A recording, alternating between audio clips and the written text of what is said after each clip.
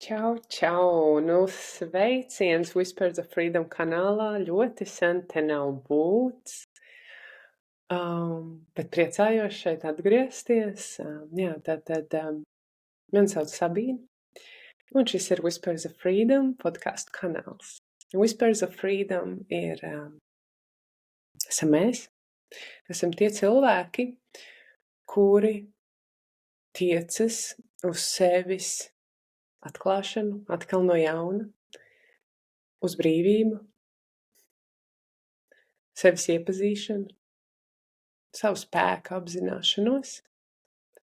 Un tā mana pārliecība ir tā, ka mēs varam mainīt to, ko mēs apzināmies, to, ko mēs esam iepazinuši, ieraudzījuši sevī, un tad mēs to varam mainīt. Un šeit būs dažādas tēmas, gan par mindsetu, gan par garīgumiem, par mūsu dvēseli, gan varbūt arī par ķermeni, jo mēs esam multidimensionālas būtnes, un mums ir gan ķermenis, gan prāts, gan tad arī dvēsele, vai ne? Nu jā, un šodien šī tēma būs diezgan īsa, un ir daudz gļuku, ko es redzu, pamanu, pati uz sevis pārbaudu, ko es redzu, kas īsti nestrādā, vai kur ir kaut kāda mēdz būt tāda varbūt neizpratne, vai nav īsti salicies kopā, kā kas viens otru ietekmē. Un tad, kad mēs runājam par pašizaugsmiem, par garīgo izaugsmi, tad ļoti bieži tas, ko mēs vispirms ar to domājam, ir meditācijas, retrīti, jogas, elpošanas kristāli, lūkšanas, ļoti daudz kas.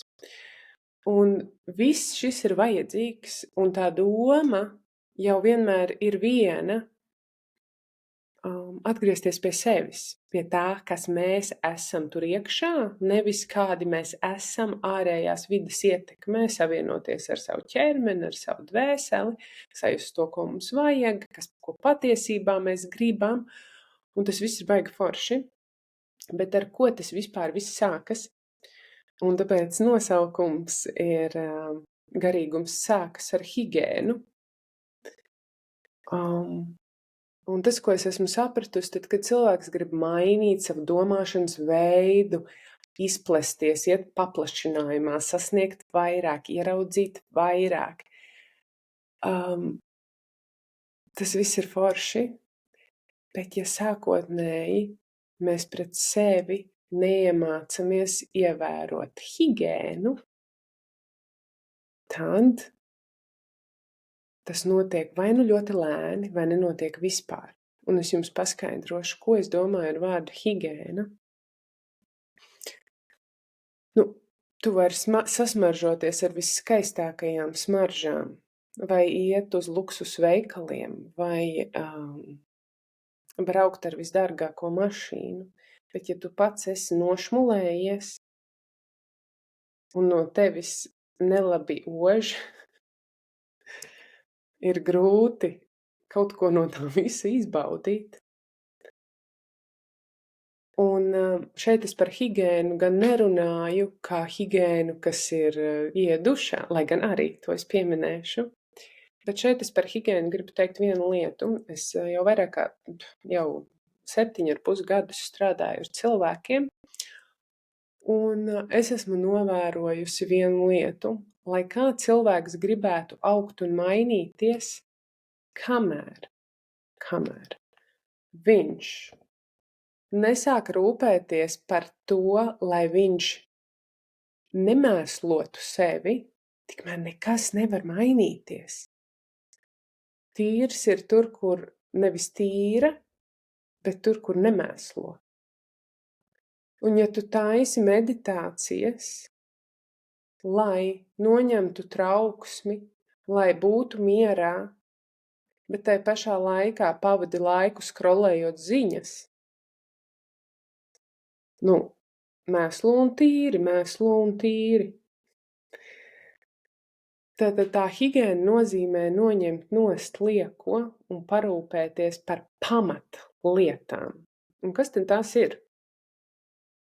Un varbūt jums ir vēl kāda ideja, ar ko šo sarakstu var papildināt? Noteikti, ka ir. Jūs varat uzrakstīt komentārā vai uzrakstīt man privāti vai kādā storijā.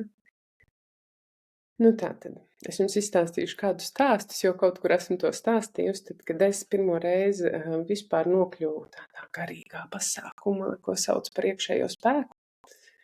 Es nekad nebiju meditējusi, tas bija gadus 9, 10 atpakaļ. Un es nonācu pasākumā, un mums tur kaut ko stāsta 2 tādi apgaroti vīrieši un tā, un tagad viņi saka, tagad mēs meditēsim. Un es aiztaisu acis ciet, un, protams, ka man prāts šaudās, un es neesmu radus, un prāts ļoti aktīvs un tā. Bet es sāku saprast, ka pats baigas bieži vētru. Mēs tieši pirms nākšanas uz to pasākumu, mēs bijām kebabā. Es kārtīgi sēdos kebabu ar majonēzes mērci un frī kartupeļiem. Burtiski nākot iekšā pa durvīm.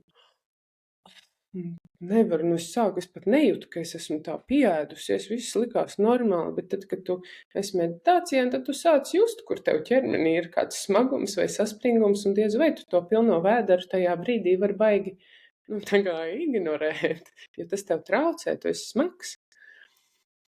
Un tad te ir tas stāsts, tad, kad mēs runājam par jebkādu veidu izaugsmi, mums ir jāuztur tā higiēna, kas nozīmē arī pārtika, un te es nerunāju par galējībām vai par konkrētu diētas veidu, ir vienalga, vai tev ir keto, paleo, vai intervālā ēšana, vai vegāns, vai kāds vēl. Bet idejiski, ja cilvēks pārtiek no pusfabrikātiem, ēd džanku, ēd ļoti daudz rafinētu cukuru un nav. Kādreiz man bija tāds teiciens, tu nevari cerēt, ka atnākot mājās 6 vakarā no darba, kurš tev besī, tu sēdies ceptus kartupeļus ar kotleti un mērci, un tad tu tagad iesi un meditēsi un mēģinās sajust, ko tev dzīvē vajag, vai strādās pie savas personīgās, jebkādas personālās izaugsmes, vai stādīsi mērķus, noticēs, tiem rakstīs afirmācijas, tu atkritīs dīvānā, vēl ieslēgs ziņas vai uzslēgs kādu seriālu, un ļoti iespējams tur vienkārši atlūzīsi. Un tad ir ļoti svarīgi, ka tā ir tā mūsu disciplīna pret sevi, un atkal es nerunāju par galējībām, par fanātismu, es nerunāju par to, bet ja mūsu ķermenis ir daļa no mums, tu nevari izslēgt to, ja tu gribi iet jebkāda veida paplašinājumā, tu nevari pret savu ķermeni izturēties kā pret miskasti, jo ķermenis ir daļa no tā. Tāpat arī kustība, ja mēs runājam par higiēnu, par ko nozīmē tā higiēna uz to paplašinājumu, vienalga garīgu vai negarīgu, rūpes par ķermeni, fiziski kustēties. Ja mēs, protams, mēs varam ar smagu darbu un močīt un ēst pusfabrikāts un vispārējo, un kaut ko jau mēs sasniegsim, bet ja mēs runājam par tādu piepildījumu, ilgtermiņa labklājību, jo labklājība nav tikai sasniegt biznesā panākums, tas ir arī justies labi emocionāli un arī fiziski. Tātad arī, protams, ka kustība ir svarīga, un te atkal es nerunāju par obligātiem hitreniņiem vai jogām vai obligāti jāiet ar skriet, bet kustību kā tādu, kur izkustās tavas locītavas, tavs ķermenis, tā varbūt pastaiga, bet fiziski kustēties savā ķermenī. Trešā lieta ir svaigs gaiss. Un liekas, protams, vai arī kāda starpība, kā nu kurš. Bet atcerēties to, ka mēs esam pieraduši, bija tāds viens video, kur rādīja, kā cilvēks šodienā ir iemācījies dzīvot kastītēs. No mašīnas ieiet mājā vai dzīvoklī, un tad ieiet birojā, un tad iet uz kādu lielveikalu, veikalu, un visu laiku tikai pa kastītēm. Cilvēks vispār tā nav radīts. Cilvēks ir radīts būt plašumā, būt tai savienojumā ar space, jeb ar visuma elementu. jo šaurāk ir telpa, jo mazāk svaiga gaisa, jo mazāk augu, jo grūtāk ir ar to paplašinājumu, jo vienkārši paplašinājumam ir grūti notikt. Un ne tikai par plašumu, bet vispār par svaigu gaisu, jo mēs esam daļa no. Un ja jūs man neticat, un ja jūs neesat to pārbaudījuši, tad vai arī man ir jums jāatgādina, tad, kad tavas problēmas liekas ir lielas, izej ārā uz stundu ātrā tempā pastaigājies. Ātrā tempā tas ir, kas ir tev ātrā tempā, kur tu jūti mazliet slodzīt, izej stundu un tu redzēsi, ka tavas problēmas vai tas, kā tu viņas redzi, būs jau pilnīgi citādākas, vai arī tu ieraudzīsi tam citu risinājumu, jo tu esi daļa no tā, kas ir tur ārā, nevis iekšā telpās. Un tā ir tā trešā lieta, svaigs gaiss. Un ja tu sēdi tikai istabās, pārvietojies tikai kastītēs, tu apgrūtini to paplašinājumu, uz kuru tu ej.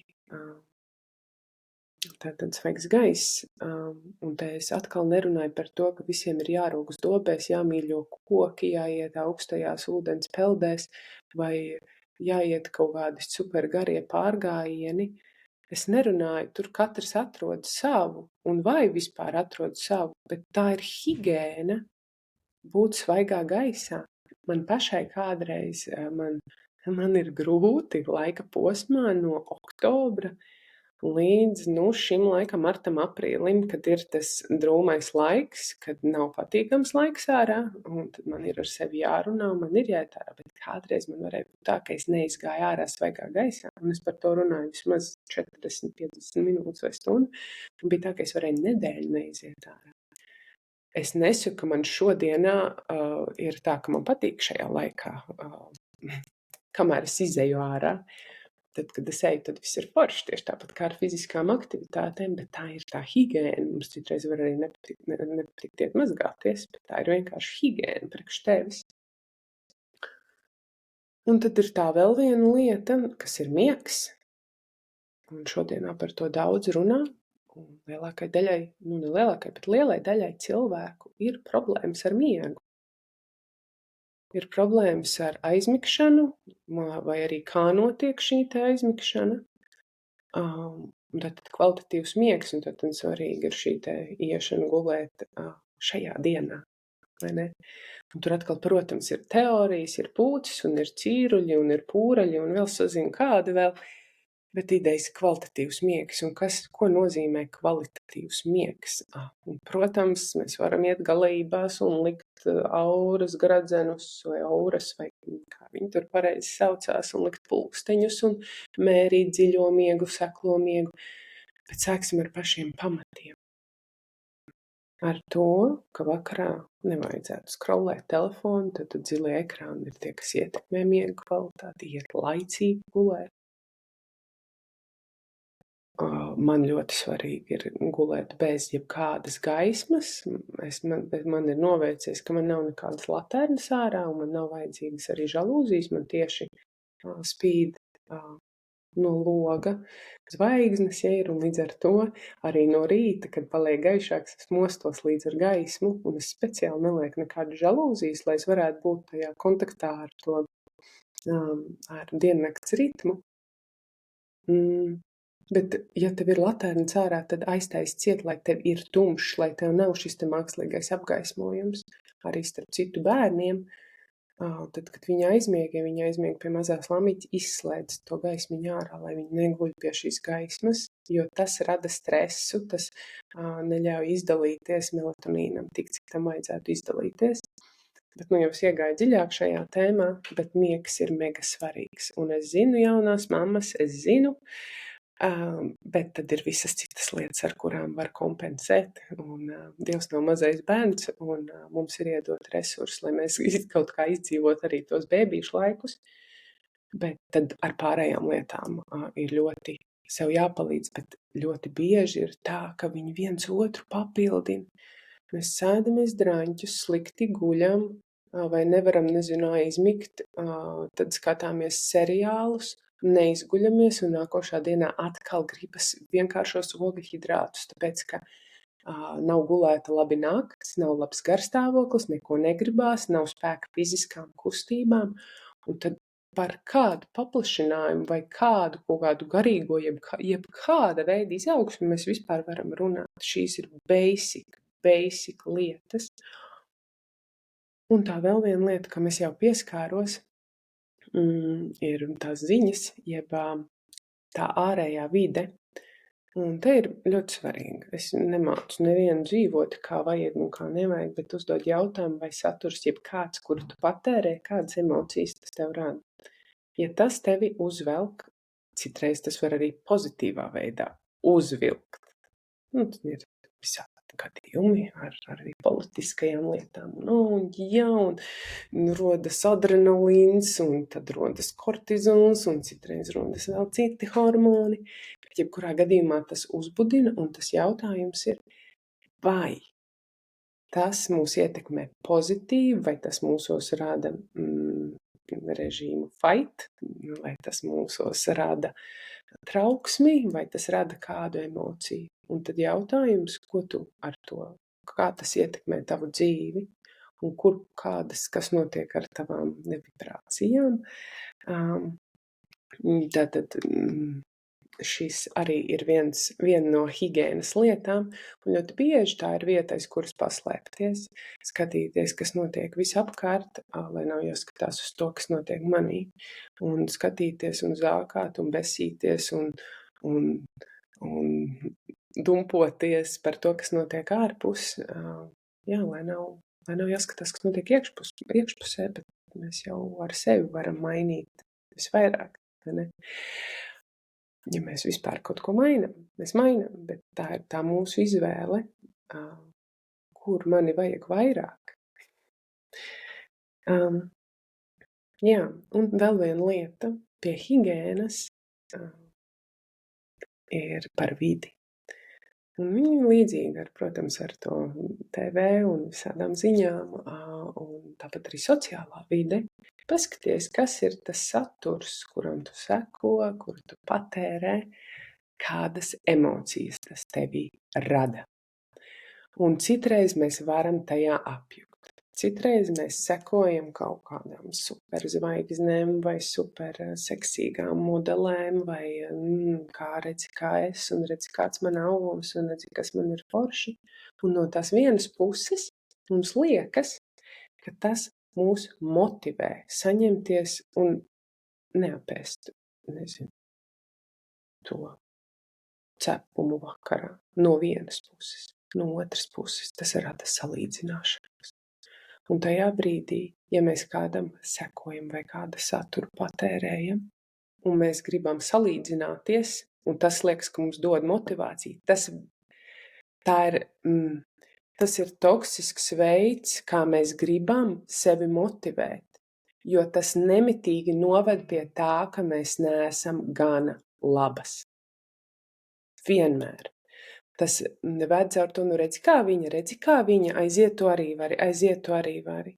Ir milzīga starpība, vai tas saturs tevi iedvesmo, bet nevis ar pārākumu, bet ar to, ar cilvēcību, ar iedvesmu, bet ne ar salīdzināšanos. Un to var nočakot, un kas kādam būs iedvesma un pozitīvas emocijas, tas otram var radīt šo te salīdzināšanos sajūtu. Tāpēc ir ļoti svarīgi nočekot savas sajūtas, kas notiek, kad tu patērē konkrētā cilvēka saturu. Jo citreiz sajūtas nemelo. Citreiz ir tā, ka mums liekas, bet tas cilvēks, viņš jau stāsta par tādām vērtīgām lietām, bet uzdod, kas ir tas vaibiņš, ko es saņemu no tā cilvēka. Ja vaibiņš ir par to, redzi, kāda es, un tu vēl tur neesi, vai redzi, kāda es, tu arī tā vari, un redzi, kā es, sajūti vaibiņu un sajūti to, ko tas ar tevi dara. Tā arī ir higiēna. Jo tad pēc tam mēs meklējam, protams, ka mums ir jāstrādā, protams, ka tie triggeri, par ko runā, savos triggeros, tas viss ir fine.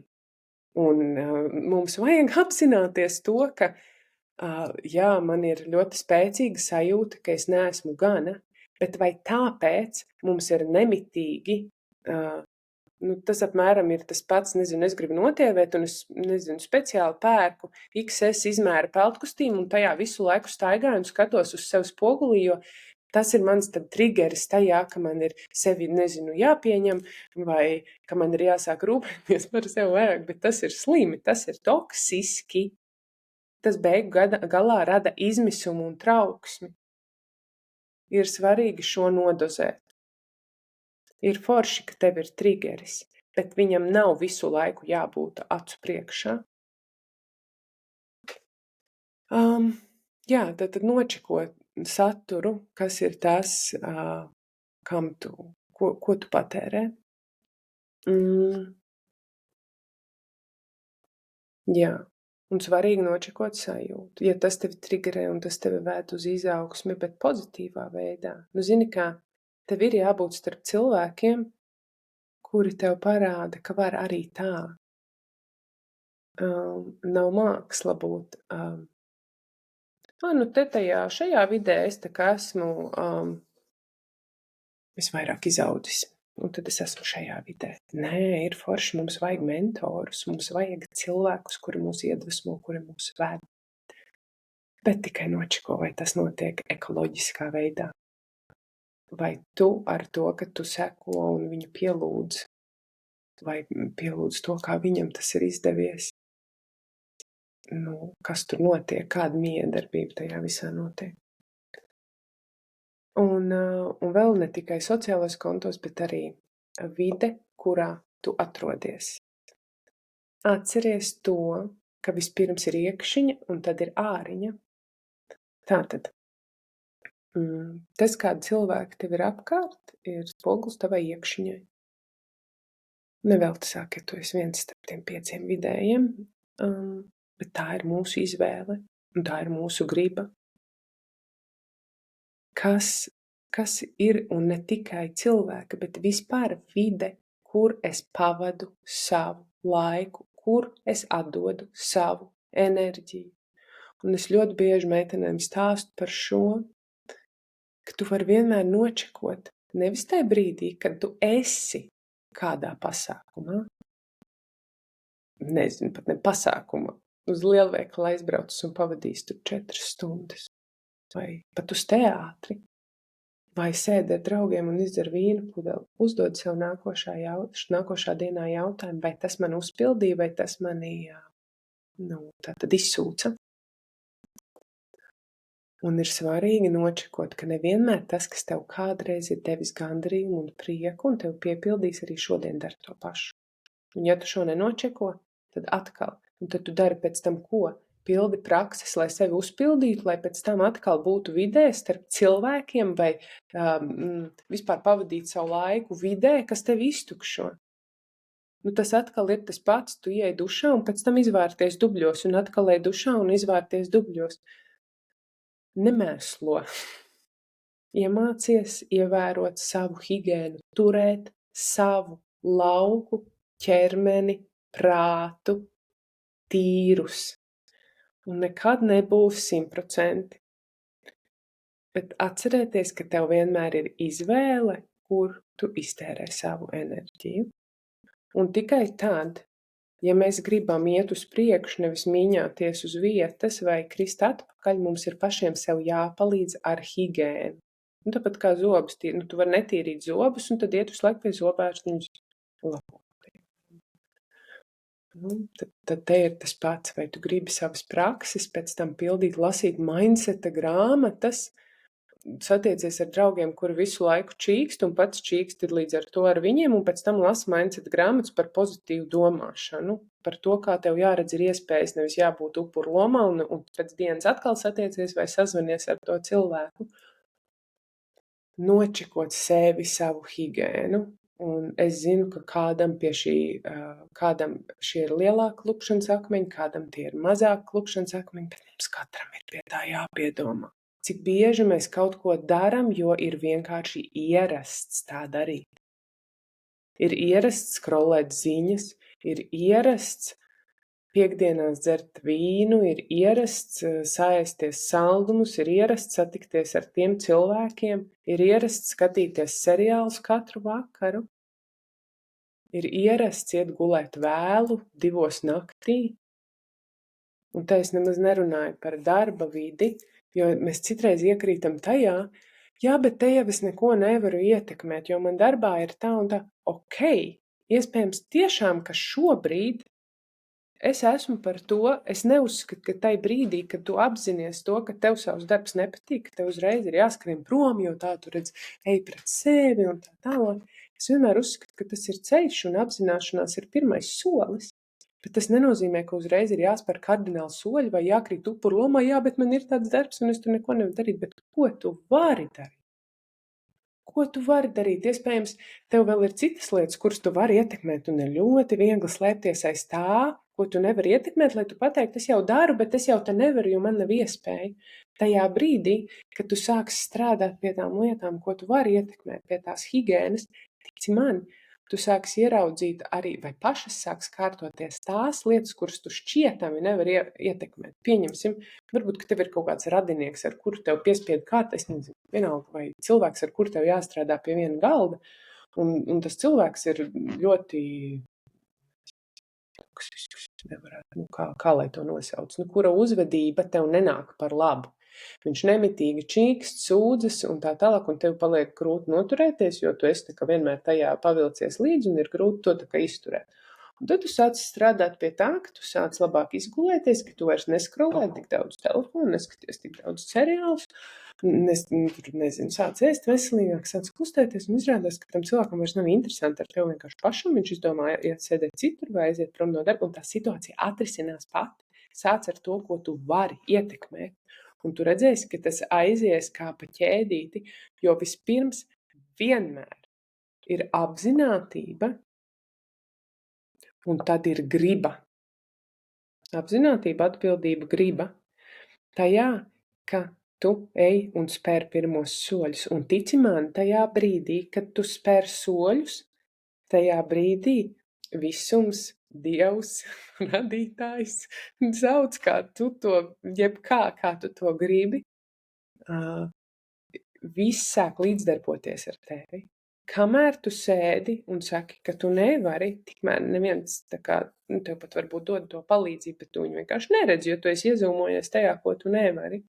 Tad, kad tu spēr soli, tad tev vienmēr tas ir ar tādu, zin kā ar tādu, kā viņas sauc, elektrobaiki, kur tu mini un tev tas motoriņš tā kā ved līdzi, bet bez tā, tā kā viņš nekustās, ja tu nemini līdzi.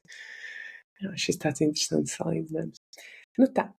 Tātad garīgums sāks ar higiēnu. Vispirms ir šīs pamatlietas, jo, ja tu neizdari šo, ir grūti paplašināties un ir grūti iet uz priekšu, ir grūti sajust sevi, sajust intuīciju, sajust, ko tev saka iekšienē, jo tu visu laiku sevi piesārņo. Nevar dzirdēt, tad, kad ir netīrs. Un tad pie šī pa 1% labāk. Un es ticu, ka mēs katra varam piestrādāt vēl pie šī par 1% labāk. Parūpēties par higiēnu. Tā. Paldies, ka jūs noklausījāties. Es ļoti priecāšos, ja jūs kaut kur dalīsieties, ja jums bija vērtīgi, iekomentēsiet, spiedīsiet sirsniņas. Tas man dod noteikti impulsu tam, ka šis saturs ir aktuāls. Paldies, un tā!